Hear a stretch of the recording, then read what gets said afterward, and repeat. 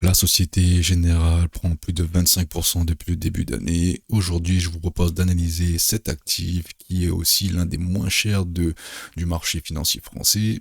Pour ce faire, nous allons tout d'abord balayer le rapport financier. Nous ferons un point sur la comptabilité de la Société Générale afin de déterminer à quel prix il serait préférable de se positionner sur cet actif. Et pour finir, nous verrons un petit peu les perspectives de rendement de cette action. Si tu apprécies ce que je fais, n'hésite pas à liker et à partager cette vidéo. Surtout, abonne-toi car ça donne de la force à la chaîne. Et surtout, n'hésite pas à me suivre sur les divers réseaux sociaux. Le lien se trouve en bas de la description de la vidéo. Alors, ceci étant dit, Société Générale, donc qu'est-ce que je peux dire sur Société Générale? Je pense que tout le monde connaît Société Générale. Société Générale, c'est l'action, on va dire pas l'action, mais une banque en fait, tout simplement, l'une des plus grandes banques de France. Je crois que c'est la deuxième plus grande banque de France en capitalisation. Donc elle a pas mal de collaborateurs, donc son activité est gérée principalement en France. Donc ce qu'on peut dire, c'est que cette banque est très bien classée car elle a un triple A notamment. Et comme toute banque, en fait, son business, ça va être de prêter de l'argent et de tirer des intérêts et de stocker l'argent des particuliers. Et aussi, ils ont une activité, on va dire, de spéculation, voilà, qui permet de augmenter les rendements de la banque, tout simplement. Alors, si je dois poursuivre sur Société Générale, on peut dire aussi que son directeur, c'est Vincent Robillard, hein, qui est chez Société Générale depuis 2004. Donc là, ça fait plus de 20 ans qu'il y est. Et il vient de devenir PDG en 2025, donc il y a récemment.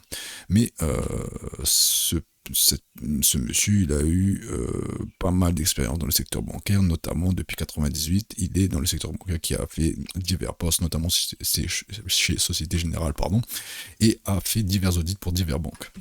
Donc ça fait que ce directeur a, on va dire, la philosophie de l'entreprise et dans l'entreprise depuis un petit moment, donc ça pour moi c'est hyper positif. Alors maintenant si on passe au rapport financier, on peut voir, alors je vais vous faire un résumé rapide parce qu'il y a là, il y a beaucoup de choses, il y a 82 pages. En tout cas, comme je dis à chaque fois, si vous avez l'envie de mettre des sous dans Société Générale, je vous invite à lire ce rapport de manière détaillée et de vous faire votre propre idée avant de mettre des sous dessus. Alors, sur ce rapport financier, moi, j'ai dégagé trois choses. Donc, la première chose, c'est les faits principaux qui se sont déroulés en 2025, parce que je ne vous l'ai pas précisé, mais c'est le rapport financier de 2024 versus 2025. Donc les faits principaux qu'on peut dégager, c'est qu'ils ont réalisé de nouvelles émissions d'obligations. Donc cela a rapporté grosso modo, donc ils ont émis 4 milliards 4 milliards ou 4 millions, je ne sais pas trop, d'obligations, et ça a rapporté à peu près 15 milliards, je pense que c'est des milliards. Et on a aussi une forte croissance si on regarde 2024 versus 2025. Donc là, on est aux alentours d'une augmentation de 25% en termes de CA, il me semble. Et aussi, on va dire que pour le dernier fait, c'est que le bénéfice reste stable, annoncé aux alentours des 33 milliards. Ce qui ça me semble un peu bizarre, on va vérifier ça après sur Coifin. Ensuite, quelles sont les perspectives d'avenir pour Société Générale? Donc Société Générale, pour l'avenir, on peut dire que le capital est prévu d'être réduit un petit peu, mais ça on va voir que ça va pas trop impacter Société Générale. Donc ils ont adapté leur programme aux besoins LM du groupe Société Générale. Donc là c'est intra-entreprise et une gestion prudente, notamment en maintenant un parfait équilibre actif-passif respectif des ratios de liquidité et suivi des risques. Donc voilà un petit peu les perspectives d'avenir, bon, qui sont pas très réjouissantes comme ça qu'on lit ça de but en blanc, mais en tout cas, comme vous le savez, Société Générale dans le passé a été beaucoup décriée, notamment suite à l'affaire Kerviel, etc., pour une mauvaise gestion de leur liquidité. Ils faisaient un petit peu, entre guillemets, n'importe quoi avec l'argent de leurs clients. Et le fait qu'ils annoncent ça comme perspective d'avenir, c'est un petit peu rassurant pour les actionnaires. Donc voilà un petit peu pour moi ce que j'ai dégagé de ce rapport financier vis-à-vis des faits, des perspectives d'avenir sur 2025-2024. Et pour finir sur ce rapport financier, je vais comparer les 4 data qui m'intéressent. Donc, ici, on peut voir qu'il y a une variation du chiffre d'affaires en négatif a priori, un résultat net aussi en recul, et une dette qui a augmenté. Donc ça à voir, mais on va voir que la dette, bon je vous spoil un petit peu, la dette de la Société Générale, elle est quasiment inexistante. Et aussi, il y a eu une variation de trésorerie de plus 1,7 milliard. Donc voilà un petit peu sur les grandes lignes, les chiffres de la Société Générale. Ensuite, si on passe sur Coifin pour voir un petit peu la comptabilité de Société Générale, et j'ai relevé pas mal d'incohérences sur Coifin et sur le rapport financier, mais c'est pas grave, on va dire que Coifin est un peu plus accurate parce qu'il met les datas à jour continuellement. Donc là, si l'on regarde de but en blanc le chiffre d'affaires et la dette, et aussi on va ajouter la marge ici. Donc là, on peut voir que le chiffre d'affaires sur 20 ans est en perpétuelle augmentation. Cependant, depuis 2023, allez, entre 2022 et 2023, il y a eu une stagnation ici. Donc là, le chiffre d'affaires est resté un peu flat. En termes de dette, donc c'est pour ça que j'ai noté pas mal d'incohérences entre Coifin et le rapport financier. Donc là, on peut voir que sur Coifin, en fait, la dette, elle est en négatif, donc il n'y a pas de dette. Donc ça, pour moi, une dette négative, pour moi, c'est du cash flow. Et bizarrement, quand je regarde le cash flow, cela m'a choqué un petit peu quand je préparais cette vidéo. Donc là, on peut voir qu'on a un cash flow négatif. Donc, comptablement, il y a un petit loup quelque part. Donc, je sais pas trop comment ils ont fait leur truc, mais on peut pas avoir une dette négative et avoir un cash flow négatif. Donc, en gros, ça veut dire qu'on n'a pas d'excédent de trésorerie, mais on n'a pas de dette, et au contraire, la dette, elle est négative. Donc là, c'est un peu bizarre. Donc là, pour moi, j'interprète ça de manière simple. Je fais moins 327 plus moins 29, donc ça te fait moins moins 300, hein, on va arrondir. Donc là, pour moi, la Société Générale, en fait, elle a un excédent de trésorerie de 300 milliards, donc c'est assez énorme.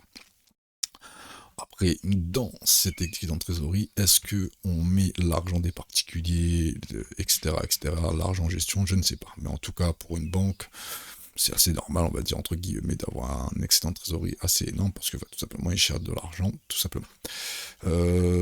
Suite à ça, on va... donc il n'y a pas de dette, hein, donc il n'y a pas de surprise. On va, même s'ils disent qu'il y a eu une augmentation de la dette, mais là, si on augmente la dette même de 50 milliards, ça va rien changer. Donc maintenant, si on met, on va dire, on calcule la marge nette de la Société Générale, donc là on est grosso modo aux alentours des 24%, donc là si on fait un calcul de but en blanc, donc 25,79 fois 24%, donc là ça nous fait, attendez, j'ai bien fait le calcul, donc 25,79.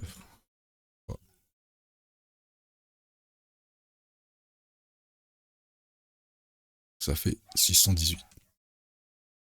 Donc 618, on va noter ça, non, on va laisser ça ici pour le moment et on va continuer à regarder un petit peu les chiffres. Donc là, ça fait 6,18 milliards, donc ça c'est plutôt convenable. Et surtout, une fois qu'on a ça, on va essayer de déterminer en fait à quel prix pouvons-nous éventuellement acheter Société Générale. Et pour ce faire, on va regarder le price earning ratio. Donc là, ici, donc là, le price earning ratio, il est très faible. Donc là, on est aux alentours de 10. Alors que quand on regarde l'action, on voit qu'elle va chercher plus haut. Donc là, pour le coup, Société Générale, c'est une action vraiment pas chère là, comme ça, qu'on regarde de but en blanc. Donc là, pour me donner des points d'entrée, je vais aller chercher des PER 4. Parce que là, si on enlève ça rapidement et qu'on se focalise uniquement sur le PER, donc là, 4, 4, 5, c'est vraiment les plus bas en fait. Donc là, on va aller calculer des prix d'entrée aux alentours des PER 4, PER 6 et PER 8, ce qui est assez bas, très bas. On a pu voir aussi que Société Générale a pu se vendre 200 fois les bénéfices. Bon, là, ça doit être le Covid. Chaque fois, à chaque crash, on va voir que ça augmente plutôt pas mal. Bref. Donc, on va calculer pour un price earning aux alentours de 4 pour commencer. Franchement, c'est très faible. 10 déjà, c'est très faible. Et moi, j'ai un seuil psychologique à 20. Donc là, pour le coup, Société Générale, c'est une action vraiment pas chère. Donc, x4. On va ramener ça au nombre d'actions en circulation. On va trouver ici.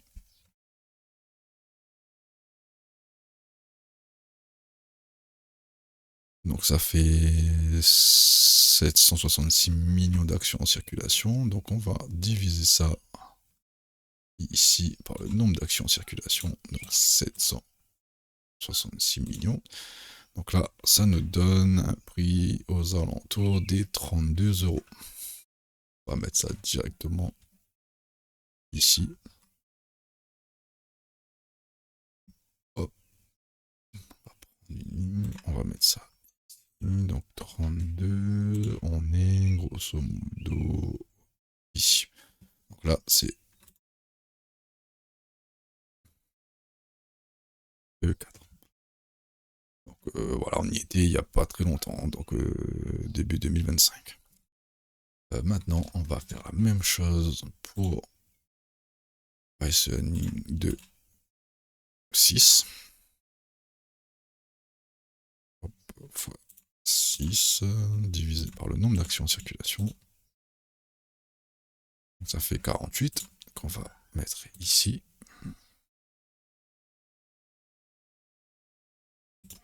Ici, on va changer de couleur.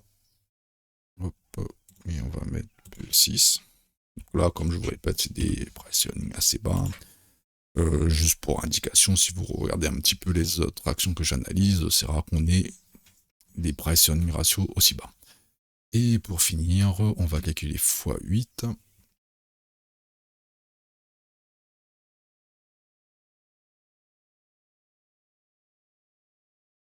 Pareil, on va ramener ça au nombre d'actions en circulation et ça nous fait 64. 64.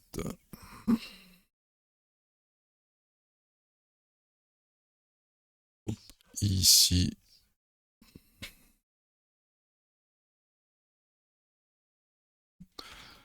Donc voilà, donc là, on a désigné nos prix d'entrée par rapport aux fondamentaux, au fondamental de Société Générale. Donc là maintenant on a nos prix d'entrée, donc là c'est sûr que plus on rapproche du PER le moins élevé, plus c'est intéressant. Maintenant si l'on passe à l'analyse graphique, alors juste avant de passer à l'analyse graphique, je vais faire un petit tour pour voir qui investit. Est-ce qu'il y a encore des institutions qui rentrent activement sur Société Générale? Donc là on peut voir que en 2026 il y a eu ce hedge fund qui a mis 626. Alors, je ne sais pas si c'est des actions ou on va dire l'argent qui a été mis dedans. Mais je pense que ça doit être le nombre d'actions. Donc là, qui a acheté pour 626 000 et quelques actions en mars 2026. Donc c'était il n'y a pas longtemps, il y a 3 mois. En avril, nous avons eu pareil Vanguard qui a acheté pour plus d'1 million. Et après, bon, on peut voir que non, ça c'est 2024, donc là 2026 et 2026, donc là on a les holders. Donc là on a les institutions qui sont holders depuis 2026 qui n'ont pas changé leur position. Donc ça veut dire qu'il y a pas mal d'institutions qui misent sur Société Générale. Donc ça c'est plutôt positif. Autre chose, avant de passer à l'analyse graphique, pourquoi Société Générale et les banques de manière générale se réveillent que maintenant, entre guillemets? En fait, tout simplement, c'est que le taux d'emprunt, donc là, ici, donc là on peut voir que le taux d'emprunt en 2021, 2020, 2021, 2022 était quasiment à 0, donc toute cette période-là. Alors attendez, je vais vous mettre le graphique. Laissez-moi quelques petits instants directement sur ici. Ça va être beaucoup plus parlant. Donc on va essayer de ça comme ceci. Donc là, on est en 2014. Hop, on va essayer de mettre ça ici. Donc là, ici. Donc là, on peut voir. Alors, je vais mettre ça comme ceci.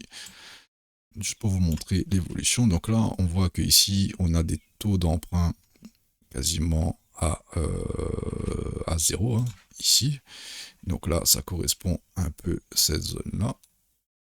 Donc là, on voit que l'action a stagné, voire même baissé.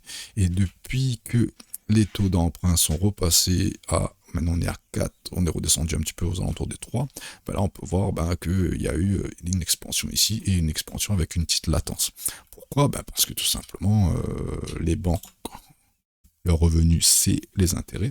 Et si les taux d'intérêt augmentent, donc fatalement, pardon, les revenus de la banque augmentent et ses marges aussi, donc fondamentalement ça augmente et l'entreprise est plus valorisée. Donc voilà, un petit peu pourquoi au jour d'aujourd'hui les banques se réveillent. Maintenant, si on passe à l'analyse graphique à proprement dit, et quel type de rendement pouvons-nous espérer sur Société Générale? Donc déjà, dans un premier temps, on voit que Société Générale, ils ont un ATH aux alentours des 143 euros. Donc là, de but en blanc, si on investit là maintenant, à 76, et que l'action éventuellement repart vers un ATH si les taux d'intérêt restent constants, là on pourrait espérer déjà un rendement aux alentours des 87%. Si d'aventure, Société Générale revient à son ATH. Maintenant, si on retrace un petit Fibonacci, chose que j'aime bien faire, on peut voir, alors on va mettre un petit retracement, pas une expansion. Ici, on peut voir que sur le mouvement baissier, on peut voir que Société Générale a cassé les 38,2, donc la règle de Fibonacci elle est assez claire. Si on casse les 38,2, on peut se donner rendez-vous au 618, donc qui est le chiffre d'or. Donc si on a ce petit move là, donc là imaginons, vous voyez là on a eu un petit pullback le mois dernier, c'était plutôt pas mal, une zone d'entrée plutôt intéressante. Donc là si on applique Fibonacci, on aurait éventuellement 50% de rendement. Ici, éventuellement on repasse, alors on va en faire un petit calcul rapide, donc je vais mettre là ici la moyenne, si j'y arrive, elle est déjà la moyenne, donc en moyenne, voilà, elle était ici, j'avais pas vu, en moyenne, Société Générale, ça s'échange aux alentours des 18-20 fois les bénéfices. Donc là, si on refait un petit calcul, comme on l'a fait tout à l'heure, donc 6,18 fois, allez, fois 20, on dirait un petit peu tout ça, et qu'on divise par le nombre d'actions en circulation, ici, donc là, ça nous ferait, si on revient à 20 fois les bénéfices, ça nous ferait à peu près 161 euros l'action et ça correspondrait à l'ATH. Donc, si le price earning ratio revient à 20 à 18, donc ici, donc là on va noter ça tout simplement. Donc, c'est-à-dire que si le price earning ratio multiplie par 2, chose qui est possible, hein, c'est pas déconnant, comme j'ai dit tout à l'heure, on pourrait avoir un rendement aux alentours des 87%, il me semble, de mémoire. Donc voilà un petit peu pour moi les perspectives de rendement sur Société Générale, en sachant que techniquement, Société Générale aujourd'hui a réalisé 2 breakers. Donc là on a eu un premier breaker ici, ça c'est des éléments assez puissants. Un deuxième breaker ici, il n'y a pas très longtemps. Donc là, ça fait 2 breakers d'affilée. Donc ça, pour moi, ça traduit une accélération du prix. Mais attention, c'est possible aussi que le prix, parce que là, le prix hier, il a explosé parce qu'on a eu un accord de paix entre l'Iran et les États-Unis. Mais voilà, le prix aussi peut faire ça, hein, et aller à la baisse. Donc ça, faut pas l'oublier, investir en bourse comporte des risques. Aussi, pour finir, je vais finir par là aujourd'hui, on voit qu'il y a pas mal d'imbalances à passer ici. Donc là, c'est des gros morceaux. Et si je finirai là-dessus, si je trace un volume profile, ici, on peut voir un petit peu les volumes qui ont été exécutés sur Société Générale. Donc là, on peut voir qu'effectivement, il y a eu une grosse accumulation ici. Donc là, on voit des pics. Et là, en fait, on vient ici, donc là, comme je l'ai dit, donc là on vient commencer à combler ces creux-là, et on peut voir que plus on monte, plus il y a des creux. Donc là, pour moi, on va dire que c'est des aimants qui vont attirer le prix dans l'avenir. Donc là, pour moi, Société Générale, c'est une bonne action à tout point. Même si je pense que le meilleur point d'entrée, c'était ici. Donc voilà, je n'ai pas plus de choses à dire. J'espère que cela vous a plu. N'hésitez pas à vous abonner. Et surtout, je vous souhaite une excellente semaine de trading et à la semaine prochaine. Ciao, bye.